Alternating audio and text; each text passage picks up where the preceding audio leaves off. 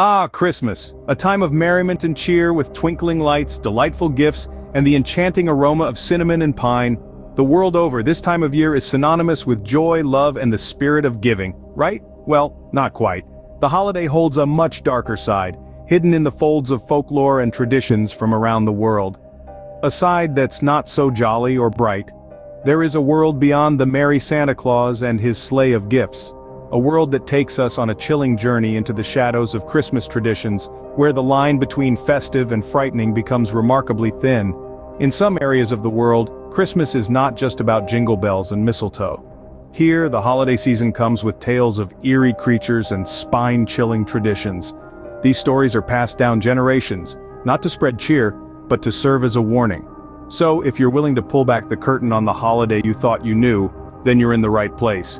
But be warned, this is not for the faint-hearted. These tales may forever change the way you perceive the season of joy. Ready to discover some of the most creepy Christmas folklores from around the world? Our first stop takes us to Central Europe, where the demonic figure of Krampus roams the streets. Originating from ancient pagan traditions, the Krampus is a horned, half-goat, half-demon creature. Unlike Santa Claus, who rewards well-behaved children with gifts, the Krampus is the dark counterpart who punishes those who have misbehaved. The legends of the punishments vary, but some of the common stories include whippings with birch branches or a whip, kidnapping naughty children in a basket on his back, boiling them in a bathtub, pulling out their pigtails, and loading ill-behaved children onto a train headed to a lake of fire. During the Christmas season, it's not uncommon to see people dressed as Krampus parading through the streets, rattling chains and ringing bells, in a tradition known as Krampuslauf, or Krampus Run. The sound of these chains is said to symbolize the binding of the devil by Saint Nicholas, who according to legend tamed the Krampus and made him his servant. So while many children eagerly anticipate the arrival of Santa Claus in certain parts of Europe, they also fear the visit from the Krampus on December 5th. This serves as a reminder that not all Christmas traditions are filled with joy and presents. Children beware, for the Krampus is said to punish in horrifying ways. Now we travel to the cold landscapes of Iceland, where a monstrous cat lurks during the Christmas season. This is no ordinary feline, it's Jólakötturinn, the Yule Cat. This gargantuan beast prowls the snowy hills, its eyes gleaming with a predatory glow, on the hunt for its peculiar prey. You see, the Yule Cat doesn't feast on mice or birds. Instead, it has a taste for humans, but not just any humans. Its victims are those who have not received new clothes before Christmas Eve. Having nothing to do with fashion or wealth, this tradition is born out of an old Icelandic custom where those who finish their work on time receive new clothes as a reward.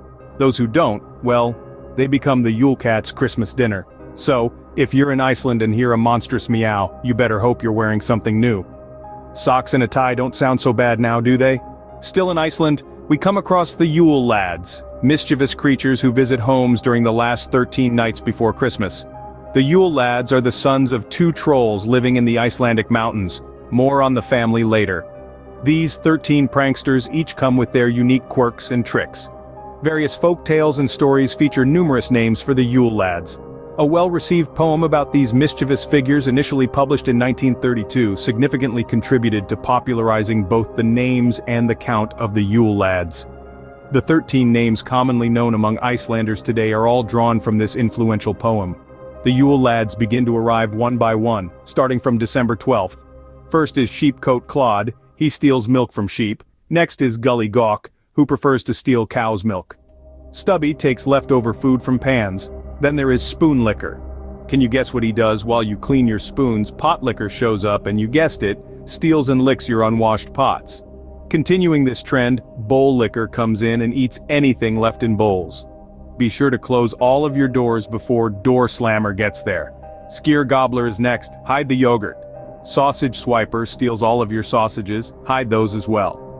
One of the more creepy lads, Window Peeper, looks in your windows looking for things to steal. Did I mention creepy? Door Sniffer is sniffing for baked goods, apparently in doorways. Next we have a visit from Meat Hook. He's just hungry for your meat. Finally, Candle Beggar steals all of your candles. These troll-like figures, while not exactly evil, add a dash of thrill and suspense to the festive season in Iceland. So remember, you might want to keep a close eye on your home during the Yuletide season. Heading over to Germany, we meet Belsnickel, a fur-clad Christmas gift bringer with a darker side. Belsnickel hails from the Rhineland region of Germany. His name roughly translates to Nicholas in furs. Unlike our jolly Saint Nick, Belsnickel is a bit more complex. He's a solitary figure, often portrayed as ragged and disheveled, covered from head to toe in furs. Not one for reindeers and sleighs, Belsnickel delivers gifts in a more hands-on manner. Now here's the twist. Unlike Santa, who leaves coal for naughty children, Belsnickel takes things a notch higher. He carries a switch with which he threatens to thrash misbehaving children. A visit from Belsnickel isn't just about gifts and cheer, it's a warning. Good children receive candies and nuts, but the naughty ones, well, let's just say they learn a lesson they won't soon forget. Think of Belsnickel as a less forgiving version of Santa Claus. A trip to Italy introduces us to La Befana, a witch who delivers gifts on Epiphany Eve. Now don't let the witch part scare you. La Befana is far from your typical broomstick-riding, cauldron-stirring enchantress. Legend has it that the wise men asked her for directions to the newborn Christ child. Regretfully declining their invitation to join, she later changed her mind but couldn't find them. So every year, she embarks on a quest, searching for the Christ child. During her journey she stops by each home leaving gifts for the good children. But beware, if you've been naughty you might just find a lump of coal instead. She's a diligent gift giver, sweeping the floor before she leaves, symbolizing the sweeping away of the problems of the year. So while her appearance might be a bit unsettling, her heart is pure gold. La Befana reminds us that not all witches are bad. Remember, it's what's inside that counts, especially during the Christmas season. In Greece, beware of the Kalakansaroi, goblins who surface during the 12 days of Christmas. These creatures are not your typical holiday visitors. They're known to dwell underground, sawing at the world tree, the celestial structure that holds the earth. But during the 12 days of Christmas, from Christmas Day to Epiphany, they abandon their task and rise to the surface to spread chaos. These mischievous goblins are said to cause all sorts of trouble. They spoil food, extinguish fires, and even urinate in flower beds. They're known for their grotesque appearance, often described as half animal, half human, with long black tails and red eyes. Interestingly, to ward off these creatures, Greeks would burn a Yule log or an old shoe, believing the stench would keep the goblins away. Additionally, a black-handled knife might be placed under the bed, as it was thought to repel the Kalakansaroi. Christmas in Greece might not be as peaceful as you think. In France, the terrifying tale of Hans Trapp warns children to behave. Now let's delve into the chilling narrative of a man named Hans Trapp. Trapp was said to be a wealthy, powerful, and wicked man whose cruelty and greed were so great that he was exiled from his community and forced to live in the wilderness. Stripped of his wealth and power, Trapp's malevolence took an even darker turn. The isolation drove him to madness, and he developed a taste for human flesh. Disguised as a scarecrow, he would stalk his prey until he got the chance to satisfy his horrifying hunger. The tale goes that just as he was about to feast on a young boy, a bolt of lightning struck him down, ending his reign of terror. However, his legend lived on and continues to serve as a grim reminder for children to remain well-behaved. It's safe to say that the tale of Hans Trapp is far from a jolly Christmas story. Welsh Christmas tradition brings us Mari Lwyd, a skeletal horse figure that roams the streets. A hauntingly unique Yuletide custom, Mari Lwyd, or Grey Mare, is a sight that would surely turn heads in the quiet streets of Wales. This peculiar tradition features a horse's skull, festively adorned with ribbons and bells, mounted on a pole and draped with a white cloth, making it a spectral figure in the winter night. The Mari Lwyd party, led by this ghostly equine apparition, travels from house to house, engaging in a war of rhyming insults with the occupants. This lively competition, known as punko, is a battle of wits, where the homeowners must outrhyme the Mari Lwyd party to keep them out. Yet, if the party triumphs, they're invited in for food and drinks. In an era that's so focused on commercialized holiday cheer, the hauntingly beautiful tradition of Mari Lwyd stands out, a reminder of the more somber spiritual side of the season. Who knew the holiday season could be so eerie? In Catalonia, Christmas involves feeding a log until it defecates gifts. Yes, you heard that right.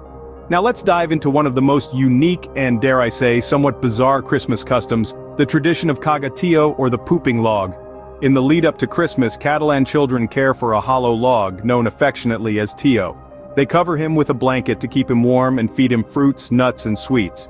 As the story goes, on Christmas Eve, children gather around their well-fed tio, and with a stick in hand they take turns hitting him while singing a traditional song, encouraging him to poop out presents.